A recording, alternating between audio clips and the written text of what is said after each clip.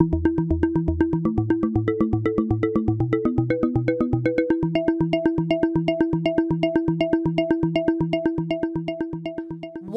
is it important that we know each other? Why is it important that we strive to respect and understand each other, even if we are, in social identity terms, other? Why is it important to care deeply about each other, even if we strongly disagree? Further, in a world where all of us tend to stay within our own identity groups, who actually takes what I like to call the leap of faith? Who leaves their comfort zone and makes the mental, physical, and emotional effort to reach out and engage with someone that they don't know? I'll give you an example. So this picture was actually taken in Tel Aviv about 2 weeks before the advent of the war between Hamas and Israel. So I'm not sure if I need to tell you that the sight of an Orthodox Jewish man and a Muslim woman on a pink bicycle riding through the streets of Tel Aviv, even though Tel Aviv is a very cosmopolitan city, is fairly rare to non-existent, particularly at this point in history. So the young man in the picture is a fellow with the Center for Ethnic, Racial, and Religious Understanding at Queens College. He grew up in a very close, tight-knit Orthodox Jewish community. He went to Orthodox schools from preschool to high school, and then he landed at Queens College. When he got to Queens College, he applied for and was accepted to a very prestigious program that takes students from college campuses across the United States on a study tour of the Middle East. So this was already a bit of a leap of faith. This study tour went to Saudi Arabia, Oman, the United Arab Emirates, Jordan, the Palestinian Territories, and Israel. So the last stop on the tour was Israel. They were in Tel Aviv. They were going on a tour, and this young man, who was an avid biker, saw that his host was walking her pink bike and said, "Do you think I could just ride that bike to our next destination? I know where we're going." She said, "Yes." He turned to this young lady and said, "Hop on." And she did, and off they went. So when I ask him about this picture, he says, "Well, in retrospect, I guess this was my way of saying thank you. It was my way of making her feel at home on my home turf, the same way that she and the other students had done in the countries that came before. But in the moment when I did it, I really didn't think about it. I just did it." So why? What makes someone who comes from a specific identity group and grows up in it so open and so brave? So what I'm talking about now is called identity negotiation. I'm going to paraphrase the masters, Coleman and Lowe. Identity negotiation is a process through which individuals are able to differentiate and integrate their understanding of self in relation to their world. So in other words, they can move out of their comfort zone, look for new and possibly contradictory information, and actually reintegrate that information into their sense of who they are. Their identity actually shifts slightly. So I've come to realize that being an actress, in my first career I was an actress, was my way of playing with the concept of identity negotiation. It was my way of exploring a fascination with people that I was really too shy to explore in the real world.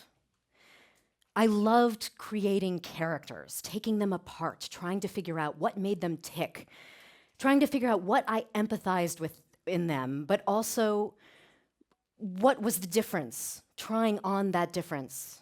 It was my way of taking that leap of faith in a safe space. So I was drawn to complex characters with huge dilemmas. Florence in Chess, Javert in Les Mis, Maria and Anita in West Side Story. So if you are a Latina in musical theater, you are actually very lucky that it is West Side Story that you are going to do over and over and over and over again. You are lucky because this story, which is about two individuals who strive to love each other despite the fact that their communities are literally at war, is one of the most beautifully written and socially relevant musicals of our time. So despite the obvious Latina connection, Maria was actually a real stretch for me. So I did what I do with any character. I tore apart the script and tried to figure out, was there some action, some sentence, something that would hook me into this character? So the action was at the dance at the gym when Maria looks clear across the gym to the other side, to enemy turf, and sees the boy that she wants to talk to, and she catches his eye.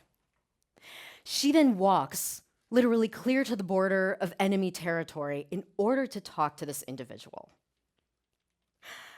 I was really impressed.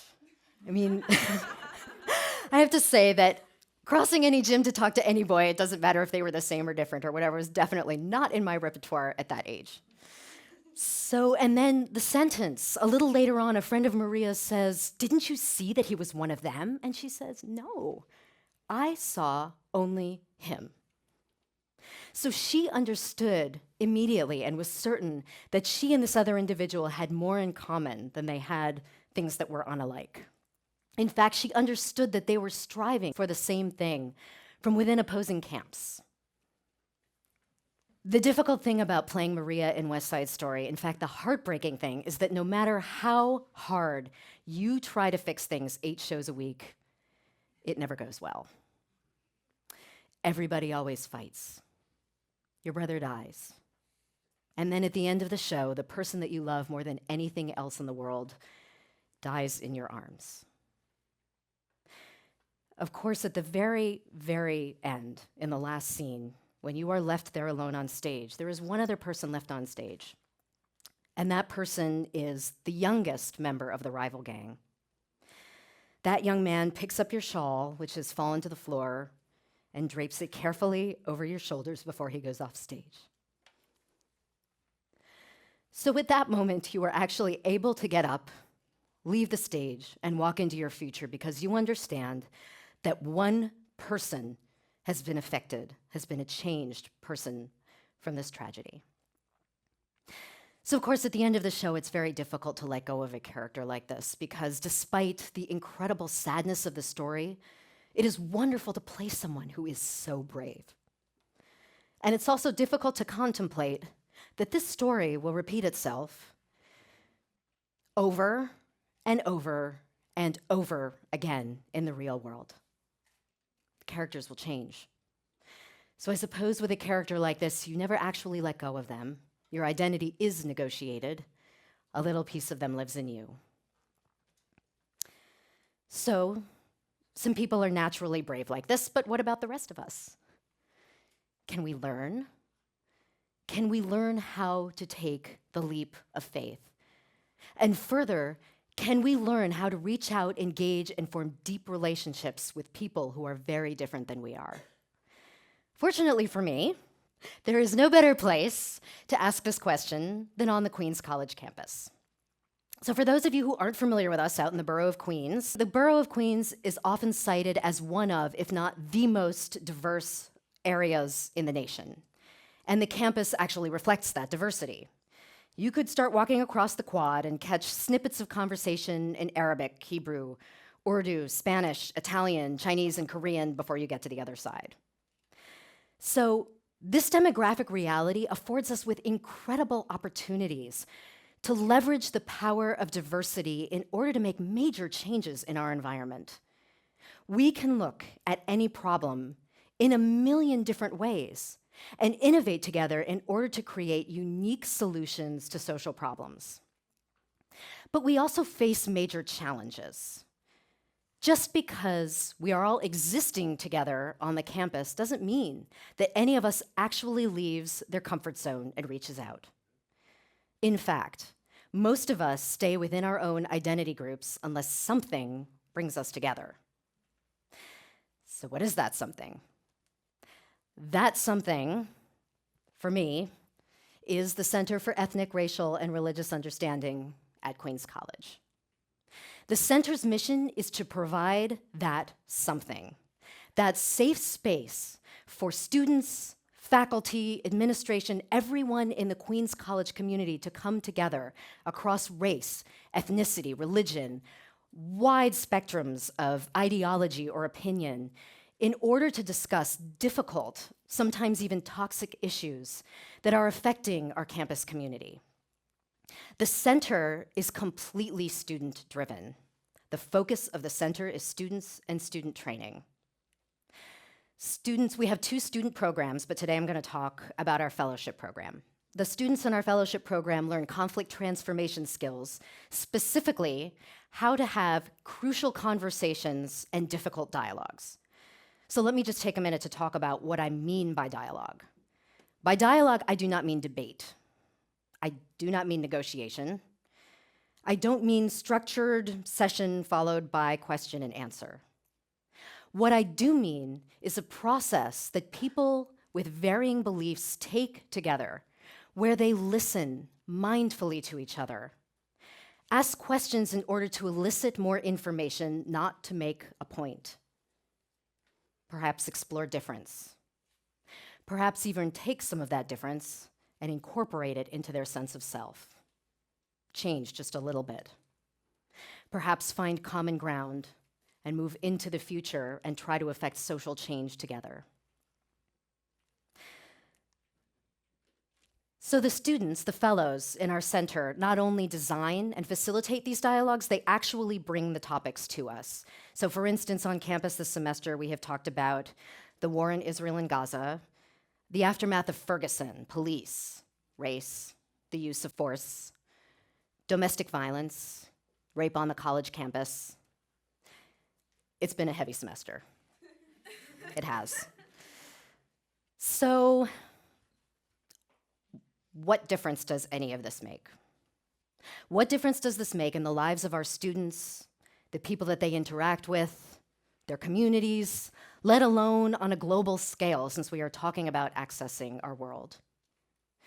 Further, to restate my first question, why should we know each other? This is all important because the world is shrinking. We are all already connected to each other, regardless of whether we want to be or not.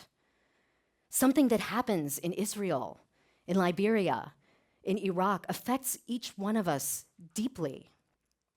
We are connected by technology, by improved modes of transportation, by family, and really in myriad ways that we probably aren't even aware of yet. So do we want to stop this movement? Do we want to stick our heads in the sand, or are we going to move forward and engage? The training that the students have at the center has a butterfly effect. I just want to talk about 2 of our recent alum. Jamar Whaley on the right was the first person in his family to graduate from high school.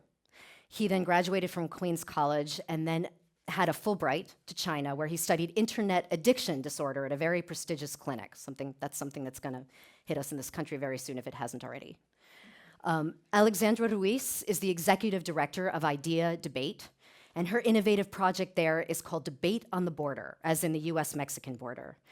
So literally, this debate, which she designed, is going on the border, in towns on the US side and on the Mexican side. So I'm going to leave you with a vision, my vision, of the future and how Saru and all of us fit into it. And I'm going to call on my favorite playwright, Eric Overmyer, for a little help, because this is a major mantra. The topography of the future is coming into view, unmapped and unnamed. Distant vistas shining. You must not shrink. You must embrace it with all of your heart. In my vision of the future, we all engage.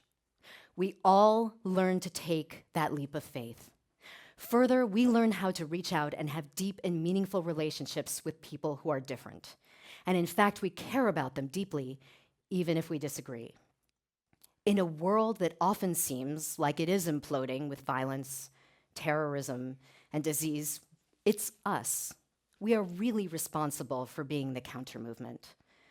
At Saru, we are sending our students out into the world equipped to engage. My challenge to all of you and to myself is to do the same. Thank you very much.